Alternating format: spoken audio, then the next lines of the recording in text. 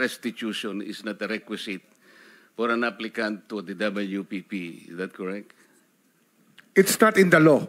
But sa akin ko kasi, hindi lang po batas na nagdidictate dito. And there is a process. In the process, restitution is not one of the requisites. Is that correct? Opo, pero if it's in terms of this case... Mr. Secretary, are you amending the provision of the law? No, sir. Nag-a-apply pa lang eh. Huwag po ninyong babaguhin ang requisite ng batas, Mr. Secretary.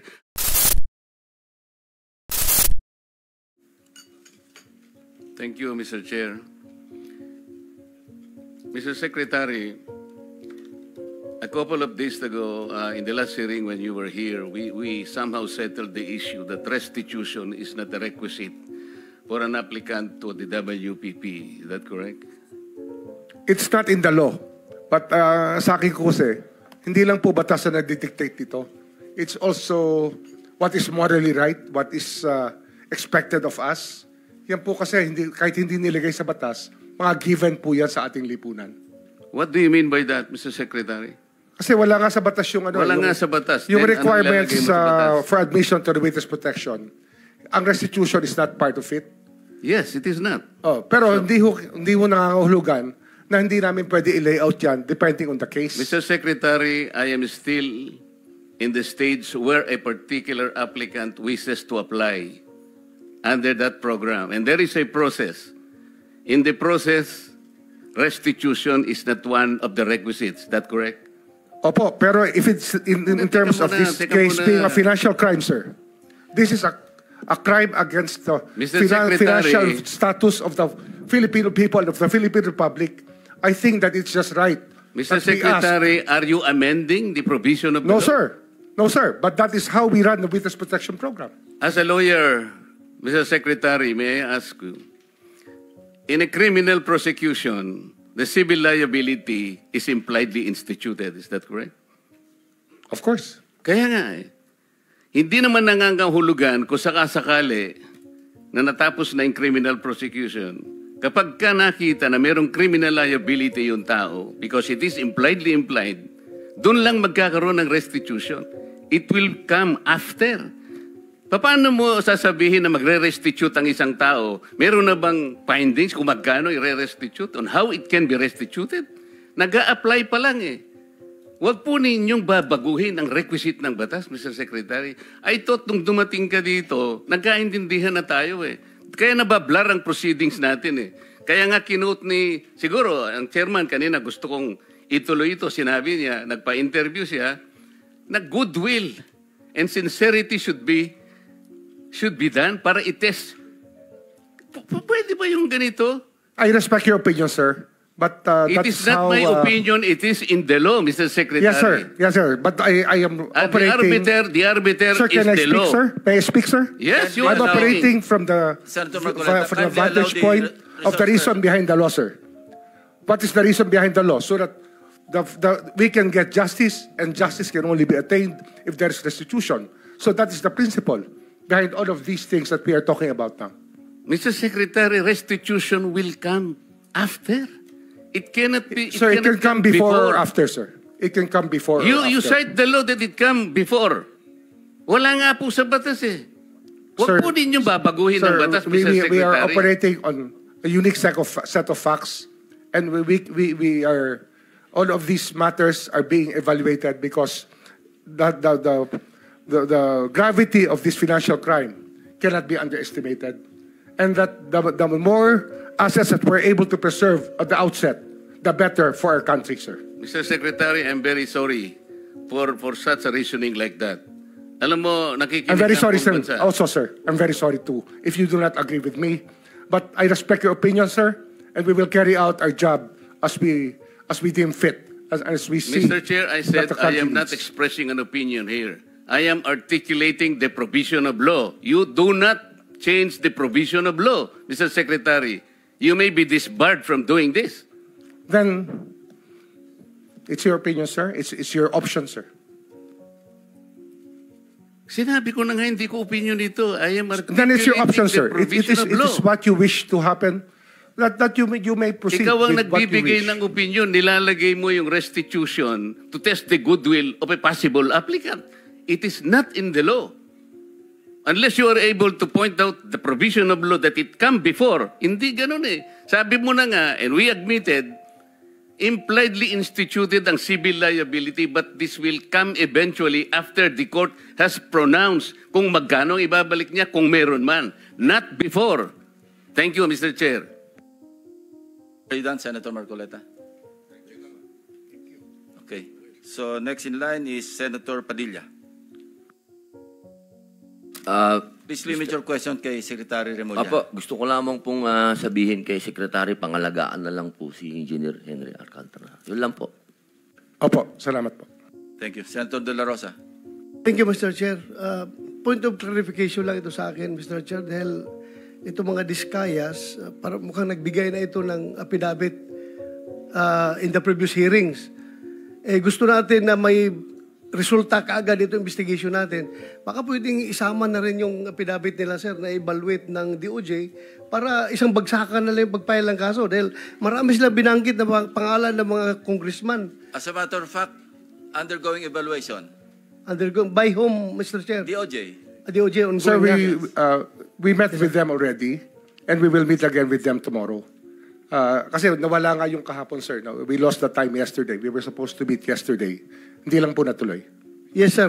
Mr. Chair, just para mas maganda kung isang bagsakan na makuha na sana lahat yan, mapaila na kaagad. Opo.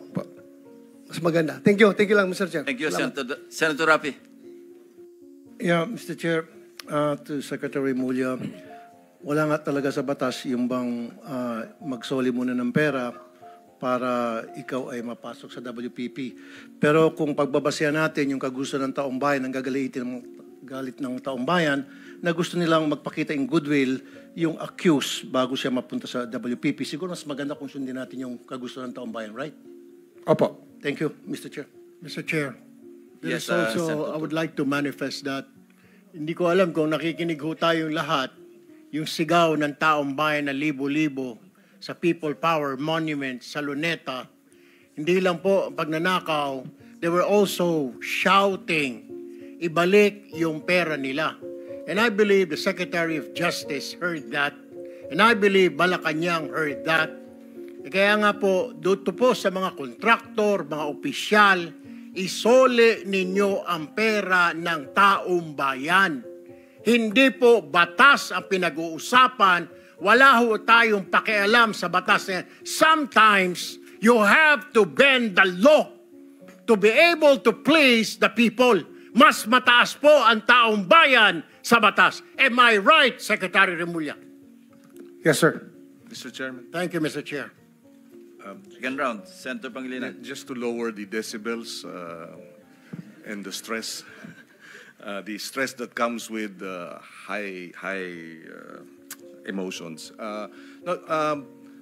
Si Ginoong Secretary Remulla, si Ginoong Hernandez halimbawa, sinurrender na sa ICI yung ilang vehicles at sinasabi niyang willing pa siyang mag-surrender ng Lamborghini. I mean, that's his voluntary act.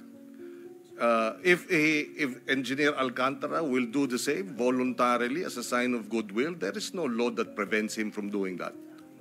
So therefore, we this restitution issue, while it is the law, does not prevent the government from being broader, mas malawak ang kanyang pag-implementa ng mga programa at mga batas, lalo na pag voluntary ang pagbigay ng mga malalaking, yung mga mamahaling sasakyan, voluntaring ilabas itong isurrender ang mga pondo, etc. Hindi po ba?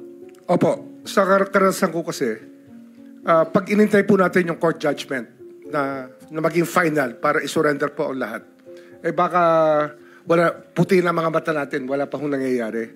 Kaya habang maaga po, we try to get as much para maibalik na po sa taong bayan yung dapat hong ibalik. In fact, yung pagbabalik is a sign of cooperation, which the courts will eventually consider when it sentences or if it provides the exemption and the immunity. Hindi po ba?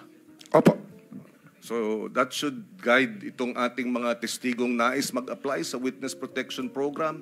Kapag kayo ay nagko-cooperate, ito ay magiging senyales sa ating korte na maaring ma-grant ang exclusion and exemption and immunity. At the same time, kung may sentensya, pati iyon, mapapababa pa among others. For the record, Mr. President. Tama po. Thank you. Yes, Senator JV. Just last point before the Secretary brings Engineer Alcantara. Anyway, nagkatama yung haka-haka natin that Engineer Alcantara might just be the missing link to the higher officials that the people have been longing for. No? Nabanggit niya si Yusek Bernardo, Saldico, and some other legislators. So I'm hoping that, Mr. Chair, that he will be back so that we can pursue further. And ang sabi ko lang kay Secretary Remulla, I hope that you can evaluate further kasi mukhang very vital and very yung kanya pong testimony or yung kanya affidavit is very vital doon sa ating pong pursuit of going after the big fishes finally. So I hope that he can be considered really to become one of our state witness in case. Thank you, Mr. Chair. Tama. Thank you. Kung meron ding gusto magtanong sa representative o representatives ng AMLAC, papayagan po namin kayo magtanong, again, in the order of arrival, kasi may mga gagawin din trabaho sila na kailangan ding umalis sila na maaga. So kung wala naman, papayagan na rin natin silang ma-excuse. Anyway, mag-iiwan naman sila ng representante rito. Anybody from the members of the panel? Sino? Si Alcantara babalik. No, I mean the AMLAC Executive Director, Attorney David. Kung wala po, then you may be excused along with the Secretary of the DOJ. Thank you very much, Secretary Remulla. Thank you, Mr. Chair. Thank you, Mr. Chair. You'll be back at 1 o'clock? 1:30? 1:30 to 2, sir. Thank- Hopefully we can finish up as early as possible.